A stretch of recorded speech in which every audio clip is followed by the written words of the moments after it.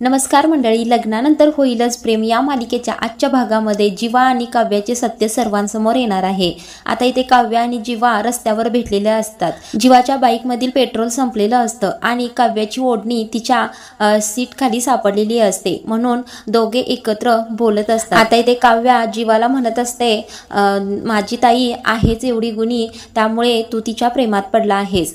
जीवा म्हणतो म्हणजे काय, आणि तुझ्यासारखी तुझी ताई नाहीच आहे, आणि बरं झालं तुझ्यात माझ्यात काही झालं नाही, नाहीतर तुझा आणि माझा देखील 2 महिन्यातच डिवोर्स झाला असता। आता इथे काव्या म्हणते तुझा आणि माझा म्हणजे, त्यावेळेला आता इथे जीवाचं वेगळं म्हणणं असतं आणि काव्याचं वेगळं म्हणणं असतं, म्हणजे या दोघांच्याही डिवोर्स बद्दल दोघांनाही माहीत नसतं। आता इथे काव्या स्वतःच्या मनाशीच म्हणते, मी आणि पार्थने डिवोर्स फाईल केला आहे हे जीवाला माहीत आहे का। आता इथे जीवा देखील स्वतःच्या मनाशी म्हणतो, मी आणि नंदिनीने डिवोर्स फाईल केला आहे हे काव्याला कळलं असेल का।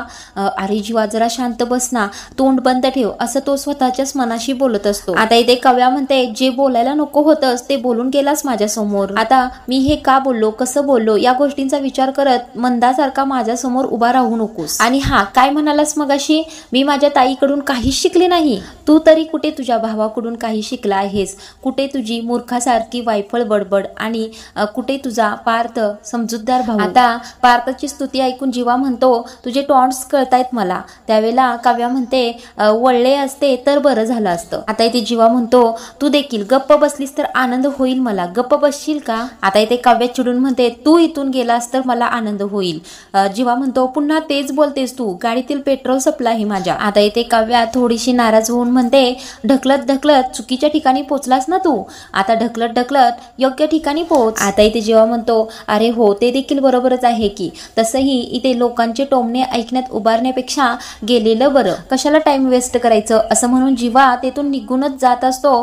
तेवढ्यातच इकडे पाठीमागे काव्याला कोणाच तरी फोन येतो आणि तो फोन नंदिनीचा असतो। आता इथे नंदिनी काव्याला फोनवर म्हणत असते, काव्या काय अगं कुठे आहेस तू, किती उशीर, येतेस ना तू, मला आनंद निवासला जायला उशीर होतो। आता इथे काव्या म्हणत असते, हो हो ताई येतच आहे मी।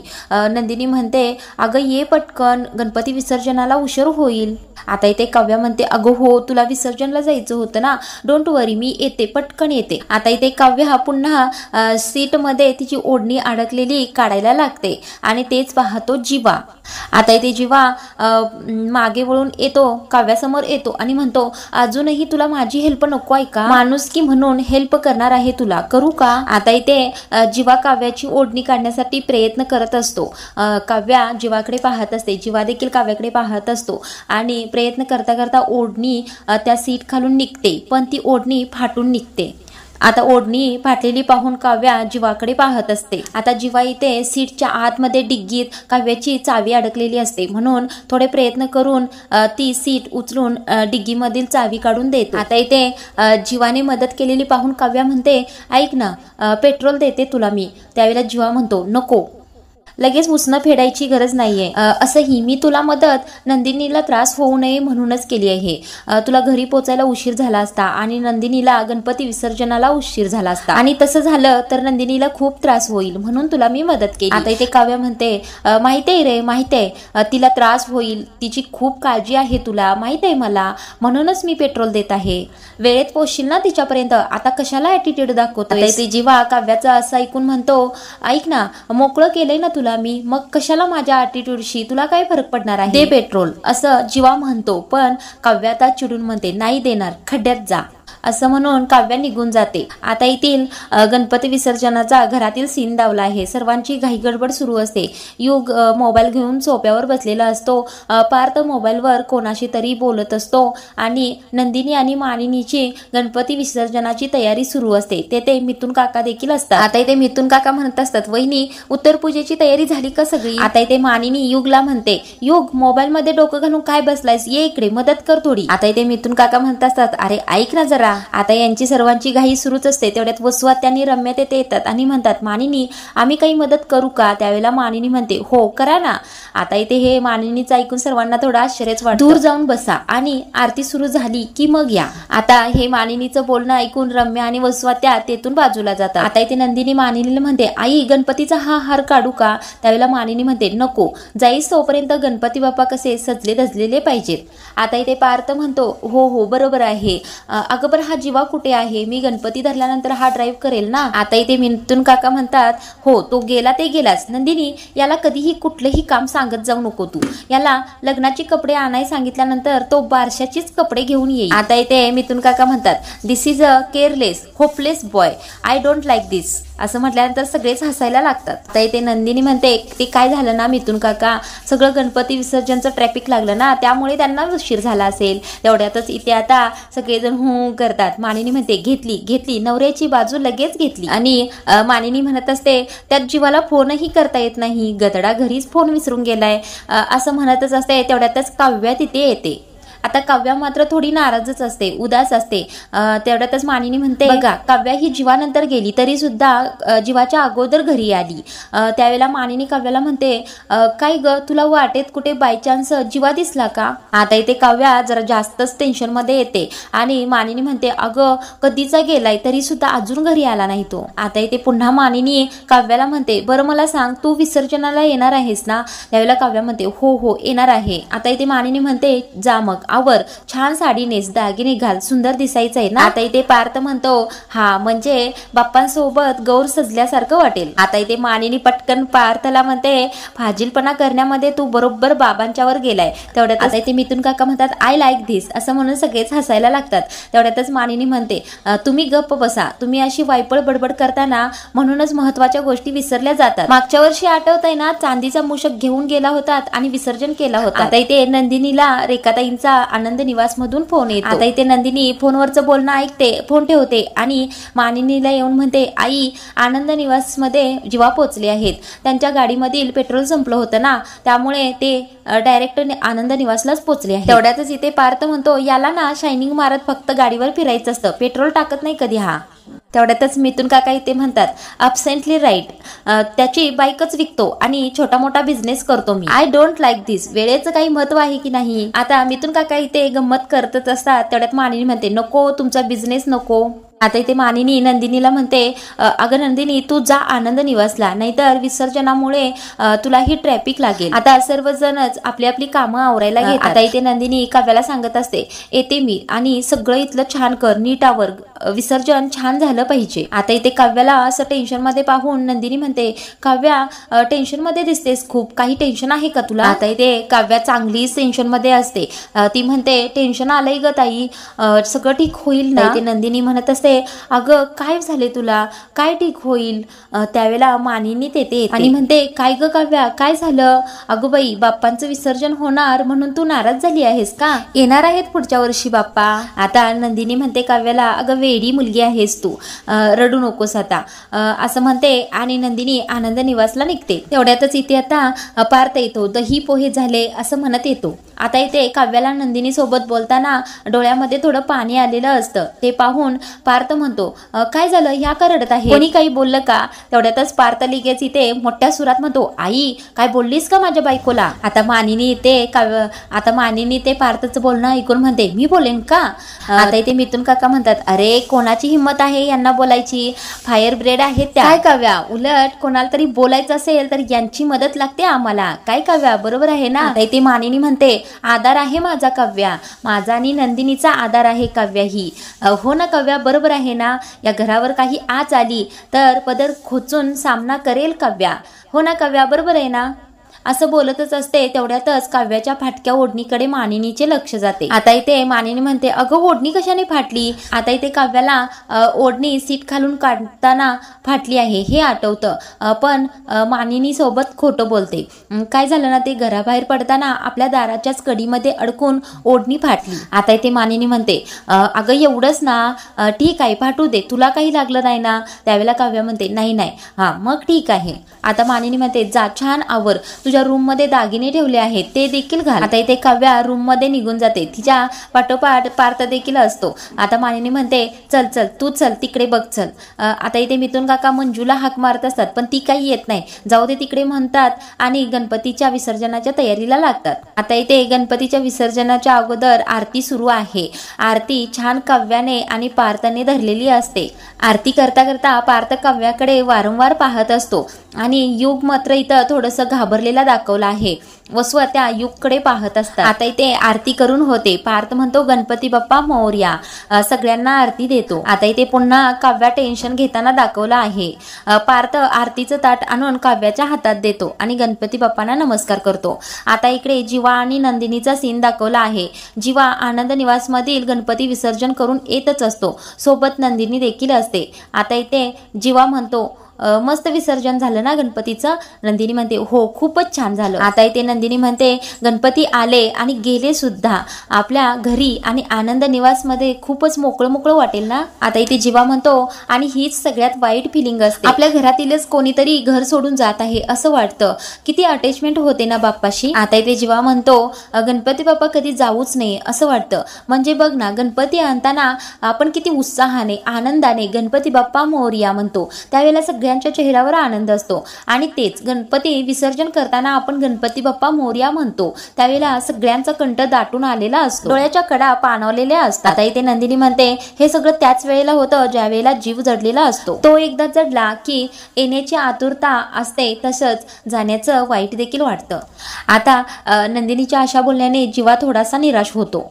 आता नंदिनी म्हणते आणि बाप्पाच्या वेळेला तरी असं प्रत्येक वेळेला होतं. आता इथे जीवा म्हणतो हे सगळं एका व्यक्तीच्या बाबतीत देखील होऊ शकतं ना. आता इथे नंदिनी म्हणते हो होतं ना. एखादे प्राणी एखादी वस्तू किंवा वास्तूबद्दलही असं होत असतं. आपला जीव जडतोच की. तेवढ्यातच आता जीवा म्हणतो तुझा जीव जडला आहे तसंच ना. नंदिनी थोडा विचार करते. तेवढ्यातच जीवा पटकन म्हणतो आनंद निवासवर ग. नंदिनी म्हणते तुमचाही जडू लागला आहे की आनंद निवासवर. जीवा म्हणतो हो ना. खरं तर मला आत्ता कळायला लागला आहे तुला आनंद निवासमध्ये इतका आनंद आणि प्रसन्न का वाटतं. खरं तर मला असं वाटायचं तू फक्त एक संस्था चालवतेस पण तसं नाही. तू एक सुखी आनंदी प्रसन्न कुटुंब चालवतेस आणि खरंच खूप मोठी गोष्ट आहे ही. आणि थँक्यू तुझ्यामुळे मला या आनंद निवासचा भाग होता आलं. माझं असं एन्जॉय करता आलं. अहो माझ्यामुळे काय, मीच उलट तुम्हाला थँक्यू म्हणायला पाहिजे. जीवा म्हणतो अगं माझ्यामुळे काय, मी काय केलं. ते नंदिनी म्हणते जेव्हा तुम्हाला माहित आहे का प्रत्येक वर्षी मी एकटीनेच गणेश उत्सव साजरा करायची पण या वेळेला तुम्ही सोबत होतात. किती छान वाटलं मला. किती छान तुम्ही सहभाग सगळ्या गोष्टींमध्ये घेतलात. अगदी सजावट करायला मदत केली, मोदक बनवायला सगळ्यांना शिकवले. खरंच तुम्ही अगदी घरच्या सारखे वागलात. शिवाय गणपती स्थापनेचा मुहूर्त टळू नये म्हणून माझ्या आधी गाठलं तुम्ही आनंद निवास. उलट खरंच तुमचं करावं तितकं कौतुक कमीच आहे. आता इथे जीवा म्हणतो वा किती छान. आत्ता कुठे जरा मला छान वाटायला लागले. तर नंदिनी म्हणते का. तेवढ्यातच जीवा म्हणतो का काय का. अगं गणपती बाप्पा जाण्याने मला वाईट वाटायला लागलं होतं. तेवढ्यातच आता तुझ्याकडून स्तुती ऐकून खूप छान वाटायला लागले मला. आता नंदिनी हसायला लागते. अच्छा खरंच का. आता जीवा म्हणतो एक मिनिट थांब हलू नको. आणि ती पापणीवरील केस घेतो आणि तिच्या मुठीवर ठेवतो. आता तो पापणीचा केस तिच्या मुठीवर ठेवतो आणि जीवा नंदिनीला म्हणतो आता डोळे बंद कर आणि तुझ्या मनातील इच्छा बोल आणि याच्यावर फुंकर मार. आता इथे नंदिनी डोळे बंद करून इच्छा बोलायला सुरू करते. देवा सगळ्यांना चांगलं ठेव, भुकेलेला भाकरी दे, तहानलेला पाणी दे, प्रत्येकाच्या वाट्याचं सुख प्रत्येकाला मिळू दे आणि महत्वाचं म्हणजे या पसारे वारल्याला थोडी बुद्धी दे असं म्हणते आणि फुंकर मारते. आता इथे असं बोलून डोळे उघडते आणि फुंकर मारते. पाहते तर काय जीवा इथे नसतातच. आता पुन्हा इथे घरातील सीन दाखवला आहे. आता मानिनी सोबत कोणत्या तरी एका मैत्रिणीला घेऊन आलेली असते. ती मैत्रीण म्हणजे ती सुनीताच असते. आता या दोघी जण सोप्यावर बोलत बसतात. आता ती मैत्रीण म्हणते अगं मानिनी काय करतेस, मला जाऊ दे, तो ताटकाळात उभारेल ना तिथे. मानिनी म्हणते अगं उभारू दे कधीतरी, असं ठेवावं कधीतरी नवऱ्यांना ताटकाळात अशी मानिनी म्हणत असते. आता ती मैत्रीण म्हणते जसे की तू विक्रमला ठेवते. आता इथे ते मैत्रीण म्हणते by the way your home is beautiful. अगं तुझं घर किती छान आहे, तू रिसेंटली राहायला आलेस. आता इथे मानिनी गमतीने म्हणते हो कालच शिफ्ट झाले मी. नवीन घराचा गंध येत नाहीये का तुला. आता ती मैत्रीण हसायला लागते. दोघीही छान खुश असतात, गप्पा मारायला लागतात. काय ग, तुला इतकंही माहित नाही माझ्याबद्दल? शाळेत असताना माझ्या सगळ्या गोष्टी तुला माहित असायच्या. मानिनी म्हणते, शाळेत असताना कशी तू असायचीस बिंदास्त बेधडक, आणि मला गुड्डीचे केस आवडतात अशा अनेक गोष्टी तुला माहित होत्या माझ्याबद्दल. आणि आज माझ्या जुन्या मैत्रिणीमध्ये एक नवीनच व्यक्ती दिसत आहे मला. ती मैत्रीण म्हणते, चल ग गप्प बस, तू तर काही बोलूच नकोस. तुला आठवतंय शेवटचं तू नाही मीच भेटले होते तुला. मानिनी म्हणते, हो का? त्यावेळेला मैत्रीण म्हणते, हो, पार्थ ज्या वेळेला 10वीला होता त्यावेळेला जुन्या चाळीत आपण भेटलो होतो. आता मानिनी म्हणते, हो हो त्यावेळेला. मैत्रीण म्हणते, आले होते ना मी भेटायला पार्थला, मी बॅट सुद्धा गिफ्ट देण्यासाठी घेऊन आले होते. ते मानिनी म्हणते, तुला माहित आहे का, तू दिलेली बॅट जीवाने दुसऱ्याच दिवशी ग्राउंडवर फोडून टाकली. असे उचापती होते ना दोघेही. होते म्हणजे अजूनही आहेत बर का. आता इथे मैत्रीण म्हणते, हो ना अगं, किती लहान होते मी पाहिलं त्यावेळेला. आता जर माझ्या समोर आले तर मी त्यांना ओळखणार सुद्धा नाही. मानिनी म्हणते, अगं हो, नाहीच ओळखणार, असे उंच झाले ताणमांड. आता इथे मैत्रीण हसायला लागते. मानिनी म्हणते, अगं म्हणूनच म्हणते अधूनमधून मैत्रिणीच्या घरी यावं. गणपती विसर्जनच्या ठिकाणी आज भेटलीस म्हणून भेट झाली, नाहीतर काय माहित कधी भेट झाली असती. आता इथे ते मैत्रीण म्हणते, अगं तू भेटायचं म्हणतेस, इथे मला श्वास घ्यायला सुद्धा वेळ नसतोय. माझ्या बँड्राच्या कॅफेमध्ये मरणाची गर्दी असते बघ. कॉर्पोरेट पीपल ऑल आणि लव्ह बर्ड्स तर पडिकच असतात बघ तिथे. तू पण ये ना कधीतरी. त्यावेळेला मानिनी म्हणते, मी? अगं माझा लव्ह बर्ड आहे ना, त्याला तर गोरेगावच्या बाहेर देखील जायचं नसतं. तर म्हणाले ना विक्रमला, आपण बँड्राच्या कॅफेला जाऊया, तर किती वेळ लागेल, किती ट्रॅफिक लागेल, हे सगळं सांगत बसतील मला. अगं तू राहू दे, तुझ्या मुलांना पाठव. असंही तुझ्या मुलांचं लग्न झालेलं शाळेच्या ग्रुपवर पाठवलं होतंस तू. तेवढ्यातच मैत्रिणी आता मानिनीला टॉन्ट मारते. म्हणते, फोटो वगैरे टाकायची काही पद्धतच नाही ना तुमच्या घरी. आता इथे मानिनी हसायला लागते. ती मैत्रीण म्हणते, बरं ठीक आहे, अगं त्यांची नावं तर सांग मला. त्यावेळेला मानिनी म्हणते, काव्या आणि नंदिनी. आता इथे मैत्रीण म्हणते, पार्थची नंदिनी आणि जीवाची काव्या अशी बायको असेल ना. त्यावेळेला मानिनी म्हणते, करेक्ट, उलट म्हणालीस तू. पार्थची काव्या आणि जीवाची नंदिनी बायको आहे. मानिनी असं बोलतच असते, तेवढ्यातच काव्या येते. काव्या विसर्जनाला गेलेली असते, तिकडून येत असते. तिच्या चेहऱ्याला गुलाल थोडासा लागलेला असतो, थोडंसं ठसकत वगैरे ती तेथे येते. आता काव्याला असं येताना पाहून मानिनी म्हणते, अगं अगं काय झालं, गुलाल नाका तोंडात गेला वाटतं. मानिनी म्हणते, अगं एवढा गुलाल कसा लागलाय तुला? आता इथे काव्या म्हणते, तुमचे लाडके सुपुत्र गणपती बाप्पा लवकर या, गणपती बाप्पा लवकर या असं म्हणत माझ्याच अंगावर गुलाल उडवत होते. आता इथे ती मैत्रीण देखील काव्याला पाहते आणि मानिनीला म्हणते, ही काव्या आहे ना ग? आता इथे मानिनी म्हणते, हो हीच काव्या, पार्थची बायको काव्या. आता इथे मानिनी काव्याला म्हणते, आणि ही सुनीता माझी बालमैत्रीण. इथे काव्या म्हणते, अच्छा तुम्ही आहात सुनीता काकू, एकदम बिंदास्त बेधडक, ज्यांनी तुमच्या पीटीच्या सरांचीच शिट्टी वाजवली होती. आता तिथे मैत्रीण म्हणते, काय आहे अगं, तुला कसं माहीत? आता इथे काव्या म्हणते, अहो काही नाही हो, सकाळी गप्पा मारत तुमच्या म्हणूनच मला सांगितलं होतं. त्यावेळेला मानिनी म्हणते, अगं बघ ना, सकाळीच तुझं नाव काढलं होतं आणि आज आपली भेट झाली, काय योगायोग आहे हा. आता इथे मानिनी मैत्रिणीला म्हणते, मग कशी वाटली माझी सून? आता मैत्रीण म्हणते, खूपच ब्युटिफुल. आणि ती काव्याला म्हणते, काव्या याआधी आपण कधी भेटलोय का ग? ते काव्या म्हणते, आपण नाही हो, कधी भेटलोय आपण, मला तर काही नाही आठवत. आता इथे मैत्रीण म्हणते, आय डोंट नो, पण मला असं वाटत आहे आपण कधीतरी भेटलोय. आता इथे काव्या थोडीशी घाबरलेली दाखवला आहे आणि आजचा भाग इथेच संपवला आहे. आता पुढील भागामध्ये ती मैत्रीण, आता इथे ते मैत्रीण पार्थ जवळ येते आणि म्हणते, अरे जीवा तू किती बदललायस रे. त्यावेळेला पार्थ म्हणतो, मी जीवा नाही, मी पार्थ आहे. आता ती मैत्रीण मानिनीकडे येते आणि तिला म्हणते, मी ज्याला काव्याचा नवरा समजत होते तो जीवा नाहीये, तो पार्थ आहे आणि तुझ्या सुनेचं अजूनही त्याच्याशी अफेअर सुरू आहे असं त्या मैत्रिणीने सांगितल्याबरोबर मानिनीला काव्याबद्दल थोडासा अंदाज आलेला असतो. आता पुढील भागामध्ये मानिनी काव्याशी कसं वागते ते दाखवणार आहेत.